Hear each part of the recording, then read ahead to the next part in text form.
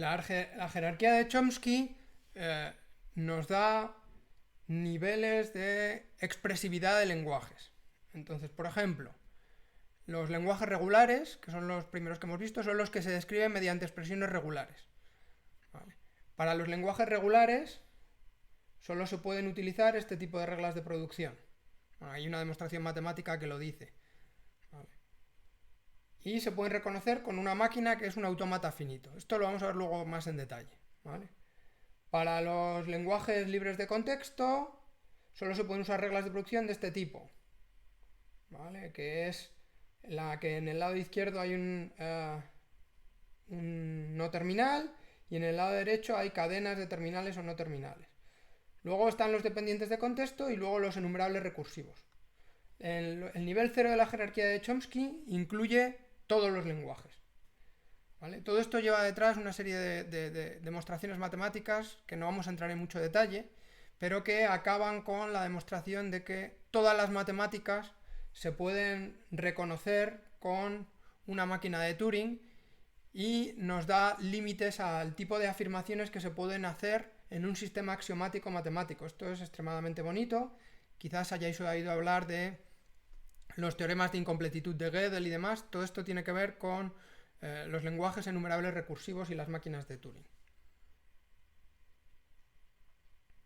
Bueno, entonces, el primer nivel, el nivel 3, el nivel más interno, el menos expresivo, bueno, dentro de la jerarquía de Chomsky, por supuesto hay lenguajes menos expresivos, es el de lenguajes regulares. Los lenguajes regulares se utilizan en compiladores a veces para reconocer tokens, son los que describen máquinas de estados y expresiones regulares. ¿Vale? Luego están los lenguajes libres de contexto. La mayor parte de los lenguajes de programación son lenguajes libres de contexto con una particularidad que vamos a ver justo ahora. ¿Vale? XML es un lenguaje libre de contexto. El lenguaje de Dick, que es un lenguaje compuesto únicamente por paréntesis pero que tienen que encajar entre sí. Es decir, el lenguaje es todas las cadenas de paréntesis que están balanceados. ¿Vale? Todo esto son lenguajes libres de contexto. Luego están los lenguajes dependientes de contexto. Entonces, los lenguajes de programación que tienen declaraciones con ámbitos son lenguajes en realidad libres de contexto, pero las declaraciones y los ámbitos, si los quiero reconocer, entonces pasan a ser dependientes de contexto. ¿Vale? Y luego están los lenguajes enumerables recursivos, que son básicamente todos los lenguajes. Los lenguajes regulares o de tipo 3 son los que tienen como reglas de producción estas dos. ¿Vale? Solo pueden tener reglas de producción en las que a la izquierda hay un no terminal y a la derecha un terminal, o a la izquierda hay un no terminal y a la derecha hay un terminal a uno de los lados y un no terminal al otro. ¿Vale? Se pueden construir a izquierdas o a derechas. ¿Vale? Es importante tanto que en este lado solo puede haber no terminales y en este lado solo puede haber o terminales y no terminales justo a un lado. ¿Vale? Hay una equivalencia muy interesante entre los lenguajes regulares y los autómatas finitos, que vamos a ver ahora. ¿Vale? Supongo que habéis visto autómatas finitos principalmente en electrónica digital. ¿Vale? Vamos a ver generalizaciones de estas abstracciones. Bueno, esto ya lo hemos visto. Si queréis saber más sobre cómo construir un reconocedor de expresiones regulares, estos enlaces de aquí son muy interesantes. Vale, entonces, ¿qué es un autómata finito? Un autómata finito no es más que una máquina de estados, capaz de reconocer si una cadena pertenece al lenguaje o no. Bueno, esto último lo acabo de añadir ahora para lo que nos interesa a nosotros de lenguajes formales. En realidad un autómata finito es una máquina de estados y ya está. ¿Vale? Pero le añadimos el extra de que tiene dos estados especiales, dos tipos de estados especiales, inicio y fin. ¿Vale? Entonces comienza en un estado y va aceptando diferentes símbolos. Para cada vez que acepta un símbolo cambia de estado hasta que llega al estado fin. Cuando llega al estado fin es que se ha reconocido esa cadena como parte del lenguaje. Si no llega al estado fin y se acaba la entrada, es que esa cadena no era parte del lenguaje y ya está. Entonces un autómata finito tiene sus lenguajes terminales, el conjunto de estados, una función de transición, que es una función que de un estado y un terminal de entrada te lleva a otro estado, ¿vale? Luego un estado de inicio, un conjunto de estados aceptadores de fin y el estado actual, que va a ir cambiando según va cambiando la entrada. Si habéis visto autómatas finitos en electrónica digital, seguramente habéis visto autómatas finitos de Moore y de Mealy, ¿vale? Los que vamos a entrar a estudiar aquí son autómatas finitos deterministas y no deterministas, que no son exactamente ni de Moore ni de Mealy. En un estado, o sea, en un autómata de Mealy la salida depende de la entrada y del estado actual, en uno de Moore la salida depende solo del estado actual, ¿vale? Ambos son muy importantes para electrónica, pero matemáticamente son equivalentes, y lo que vamos a ver va a ser una especie de generalización de esto, ¿vale? Por ejemplo, nuestros autómatas solo van a dar salida en el estado aceptador, típicamente van a tener no reconocido y reconocido nada más, y siempre va a estar no reconocido salvo en el estado aceptador. No encaja demasiado bien con esta clasificación. Al final son formalismos y lo importante es que nos interesa capturar con la abstracción del formalismo que estamos utilizando, ¿vale? Mientras uno defina precisamente lo que quiere y lo que está construyendo, no importa tanto si es una abstracción con un nombre y apellidos. Lo importante es qué estoy usando, ¿vale? Entonces voy a definir con cuidado en cada caso, y cuando haya algún detalle, porque algunos de estos detalles son diferentes entre diferente literatura o incluso en diferentes programas, lo importante es que yo tenga claro con qué estoy trabajando. Por ejemplo, este es un típico autómata finito determinista. Fijaros que he puesto dobles círculos en el estado inicial y el final, ¿vale? Entonces estoy en el estado inicial, cuando me llega un 0 o un 1, pues transito. Entonces, comenzamos en el estado inicial, ¿vale? He ido marcando en azul el estado en el que estamos y las transiciones que vamos tomando. Y abajo aquí se ve la entrada, ¿vale? Entonces estoy en el estado inicial, me llega el símbolo 0. Entonces me llega el símbolo 0 y tomo la transición al estado S2. Paso al estado S2 y ahora me llega la entrada 2. Del estado 2 paso al estado S2 otra vez. Ahora me llega la entrada 1 y paso al estado final. El estado final es el estado aceptador, con lo cual acepto la entrada, ¿vale? Entonces la cadena o la tupla 0, 2, 1 es parte del lenguaje, ¿vale? Este es el autómata de tipo que se llama determinista, Deterministic Finite Automata, ¿vale? Hay dos tipos de autómatas finitos. Esto es Finite State Machine. Finite State Machine, ¿vale? Los deterministas y los no deterministas. El determinista es el que acabamos de ver. En contra de lo que parece, el no determinista, NDFA, Non-Deterministic Finite Automata, o NFA también, Non-Deterministic Finite Automata, no se llama así porque sea aleatorio ni estocástico. No determinista es que el estado inicial es un conjunto de estados, ¿vale? Puede haber varios estados actuales y además hay transiciones vacías. Eso significa que en ausencia de entrada podría cambiar de estado. Entonces, vuelvo a tener de lenguaje de entrada los terminales, un conjunto de estados, una función de transición, ¿vale? Un estado inicial, un conjunto de estados aceptadores y lo más gordo es un conjunto de estados actuales, ¿vale? La otra cosa gorda es que el conjunto de elementos que me permite cambiar de estado incluye el conjunto vacío. Incluye, perdón, la cadena vacía. Entonces, este por ejemplo es un autómata no determinista, aunque este no tiene entradas vacías, pero bueno, es un buen ejemplo. Empiezo en el estado inicial, Me llega un 1 y cambio a dos estados a la vez. Ahora estoy en el estado S1 y S2.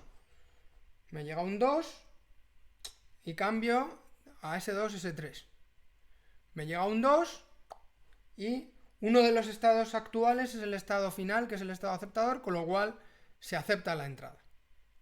¿Vale?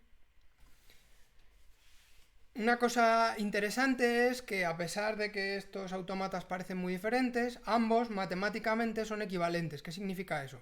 Quiere decir que para cada autómata determinista yo puedo construir uno no determinista que reconoce el mismo lenguaje, y para no determinista puedo construir uno determinista que reconoce el lenguaje. ¿Vale? Para construir... Bueno, en realidad cualquier autómata determinista por defecto ya es no determinista.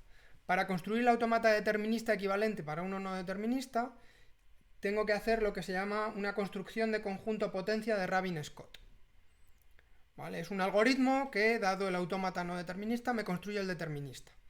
Puede haber muchísimos estados en el de salida. De hecho, se puede construir siempre uno no determinista que tiene menos estados. ¿Vale?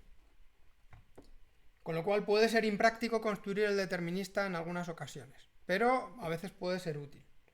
¿Vale? Entonces, ¿cómo se construye el conjunto de potencia de Rabin-Scott? Se empieza por todos los estados a los que se puede llegar con la entrada vacía, ¿vale? Que en realidad son equivalentes. Desde cada estado. Y estos nuevos estados son clases de equivalencia.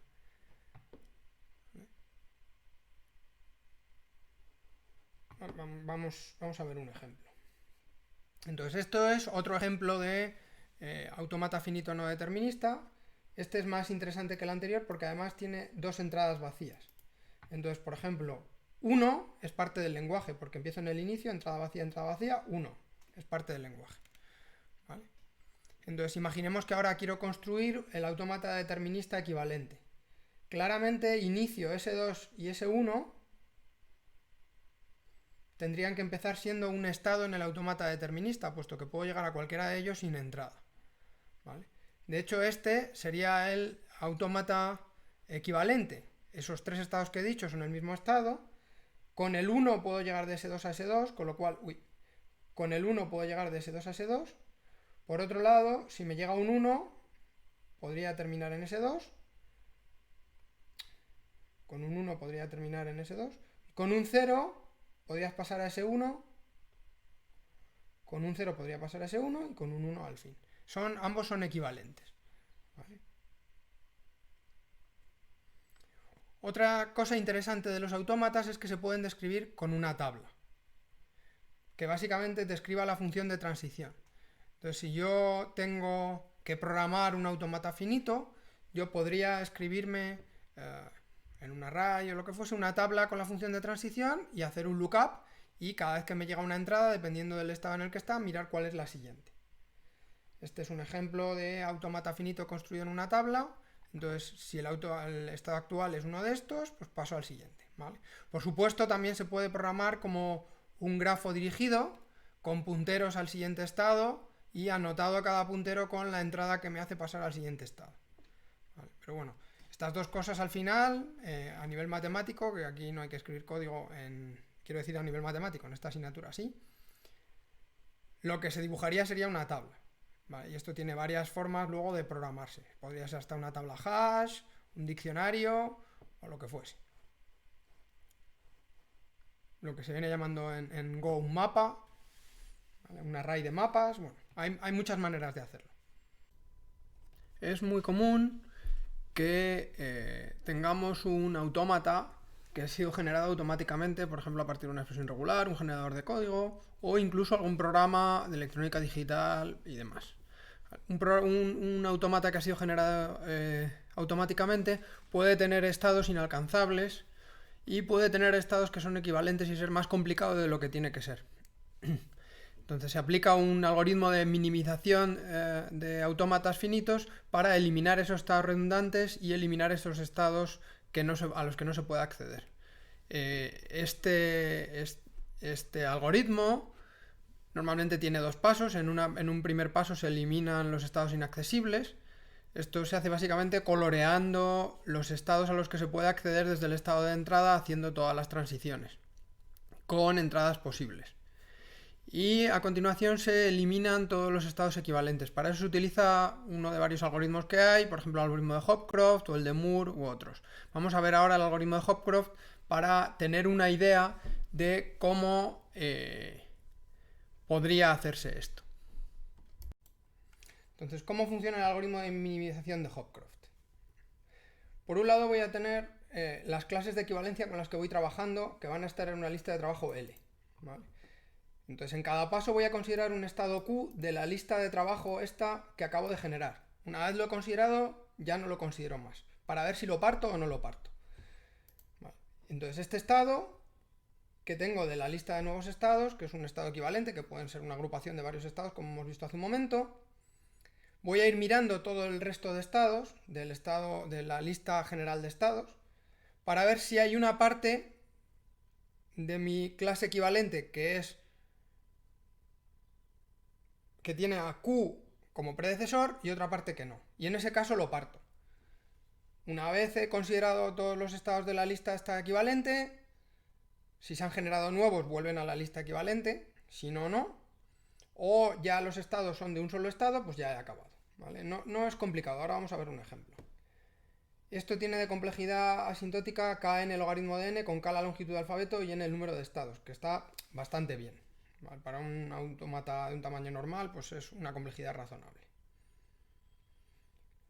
Entonces, como decía, empiezo por el estado A, ¿vale? Entonces, ahora en mi lista total de estados equivalentes nuevos que se han generado, tengo el estado A y el estado B, empiezo con el estado A y voy mirando para cada uno de los estados que hay, si para cada símbolo, por ejemplo, con el símbolo 1, si hay alguno que tenga una parte, o sea, que tenga como antecesor este estado o como antecesor otro estado. Entonces, para el símbolo 1 veo que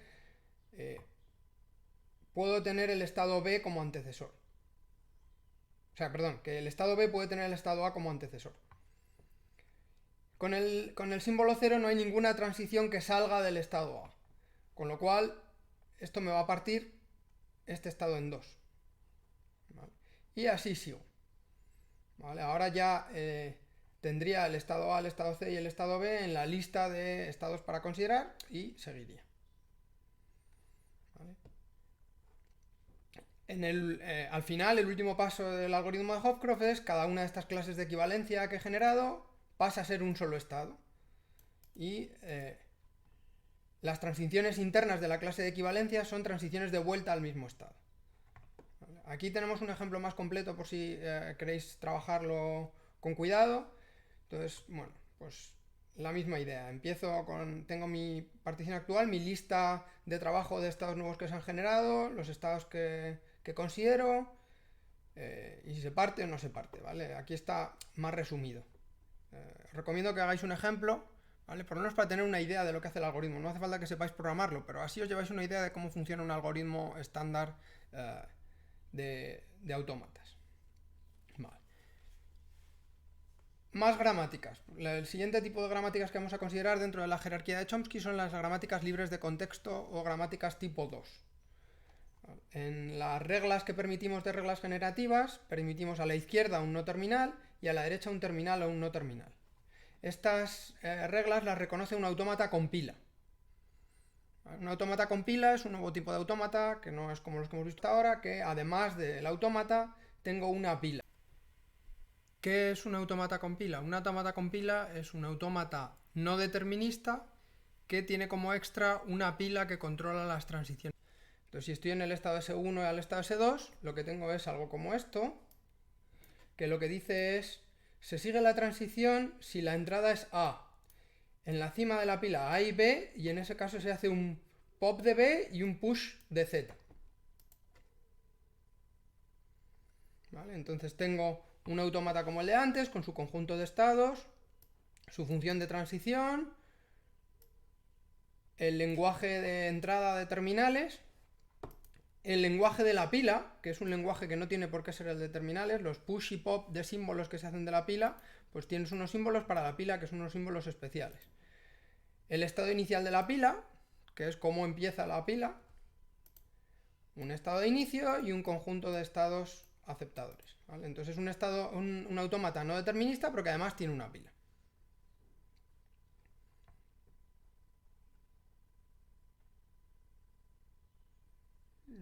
El estado inicial de la pila no es más que una tupla de símbolos con los símbolos que hay en la pila, ¿vale? Entonces, si tengo el phi este que es A a Z, eso significa que es como si tuviese la pila vacía y le hubiese hecho push de A, Z, en ese orden.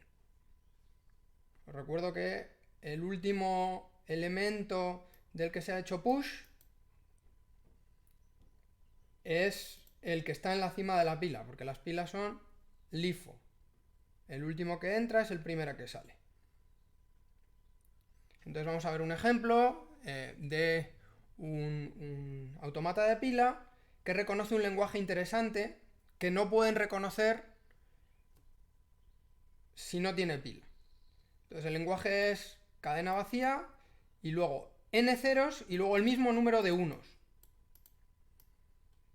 ¿Vale? Este autómata no es regular, no lo podría reconocer con una expresión regular porque hay que contar ceros para luego contar unos. Hay un lema, que es el lema de bombeo, que es un teorema, es una forma de demostrar cosas, perdón, no es un teorema, es una forma de demostrar cosas interesante con varias aplicaciones para que se usa mucho en autómatas, ¿vale? Entonces podéis verlo aquí, que permite demostrar que este lenguaje no lo puede reconocer un autómata finito si no tiene pila.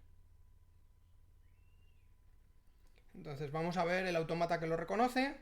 Tiene como lenguaje de entrada 0,1, del lenguaje de pila A y Z, estado inicial de la pila Z y un estado de inicio y un estado fin de aceptación. ¿Vale? Entonces este es el autómata. ¿Vale? Entonces vamos a ver lo que pasa.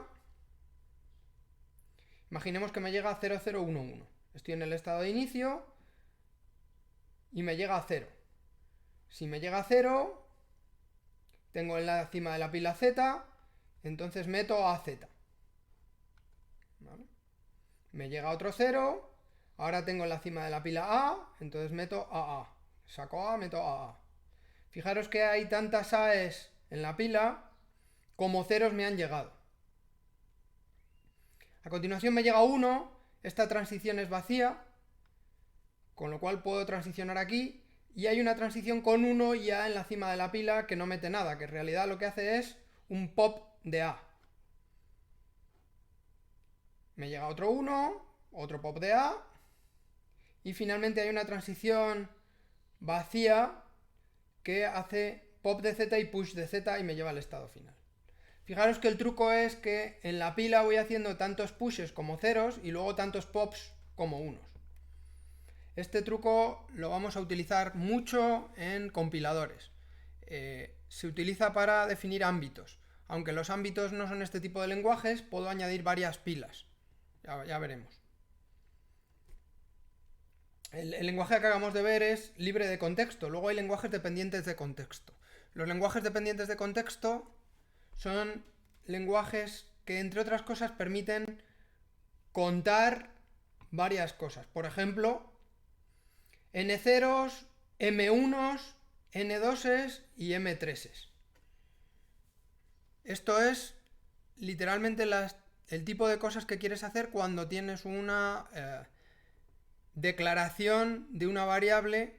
Tienes que contar las declaraciones para ver si están declaradas las variables que estás usando.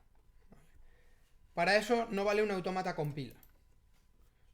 Se puede utilizar otras cosas o se puede utilizar un autómata con varias pilas. Un autómata con varias pilas es más poderoso de lo necesario, pero el truco de antes es extremadamente sencillo y lo voy a utilizar luego más adelante para cuando llegue el momento de declarar ámbitos. Ya lo veremos. Por último, la última máquina que vamos a ver es la máquina de Turing. Si os acordáis de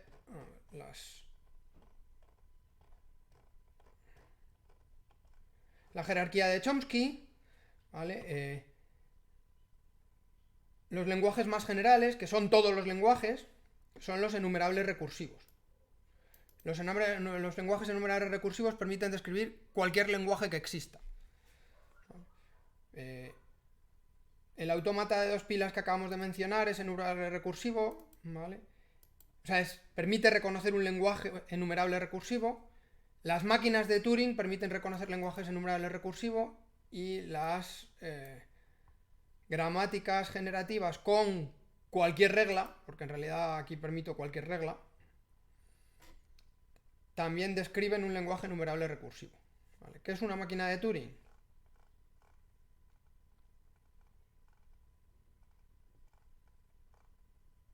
Una máquina de Turing no es más que una abstracción del concepto de computación. ¿Vale? Se dice que un lenguaje de programación es Turing completo si permite describir cualquier computación, es decir, permite describir cualquier máquina de Turing. ¿Vale? Turing fue un matemático muy famoso que durante la Segunda Guerra Mundial se dedicó a decodificar códigos de los nazis, ¿vale?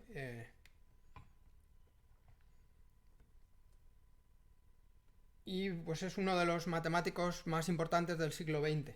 Y una de las cosas que describió fue las máquinas de Turing.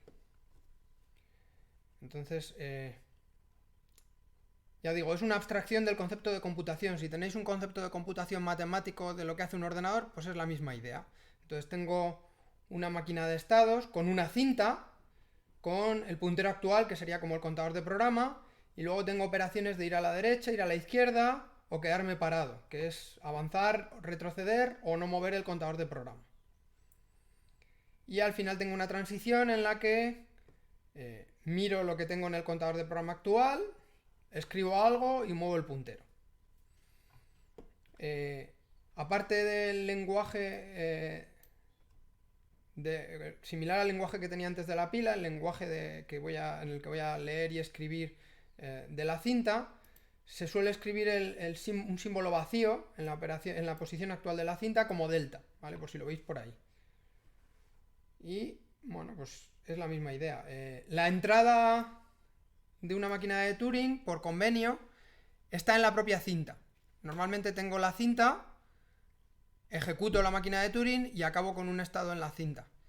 El estado de aceptación es que la máquina de Turing se para. ¿Vale? Es un poquito diferente a las abstracciones que hemos tenido antes, porque es más general. Hay una idea de que en la cinta hay programa y datos, como en un ordenador. ¿Vale? Es una idea similar a la de un ordenador. Entonces esto es una típica máquina de Turing, tengo mi diagrama de estados, ¿vale? O mi función de transición, que mira lo que hay en la posición del puntero actual, escribe algo y a continuación mueve el puntero. ¿Vale? Esta máquina, por ejemplo, reconoce A, B, A, asterisco, eso como una expresión regular de A, B, A, asterisco. ¿Vale? Entonces, si le meto A, B, A y luego vacío, pues llega a halt y lo reconoce. Fijaros de nuevo que aquí la entrada está en el propio en la propia cinta. ¿Vale? La entrada es el estado inicial de la cinta, no como en un autómata con pila. Entonces,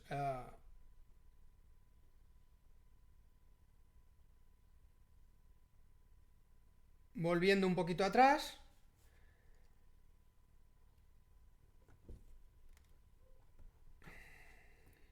teníamos, vamos a ver otra vez.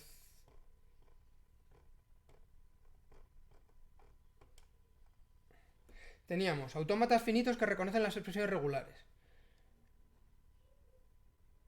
Autómatas con pila que reconocen los lenguajes libres de contexto. Autómatas linealmente acotados, que estos nos los hemos saltado, que reconocen los lenguajes dependientes de contexto. Y luego lenguajes enumerables recursivos que los reconocen las máquinas de Turing o los autómatas con 2 pilas. ¿Vale? Os he dicho antes, los autómatas con dos pilas son más potentes de lo que hacían falta para reconocer declaraciones. En realidad, para reconocer declaraciones bastaría con un autómata linealmente acotado, que no es más que una máquina de Turing en el que la memoria que tiene está acotada. ¿Vale?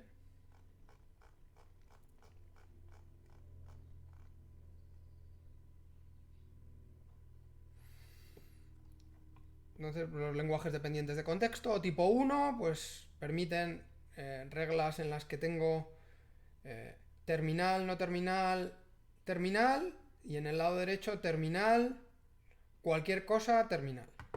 ¿Vale? Dependen del contexto porque reconocen cosas dependiendo de los terminales que haya delante y detrás del no terminal. Por eso se llaman dependientes de contexto.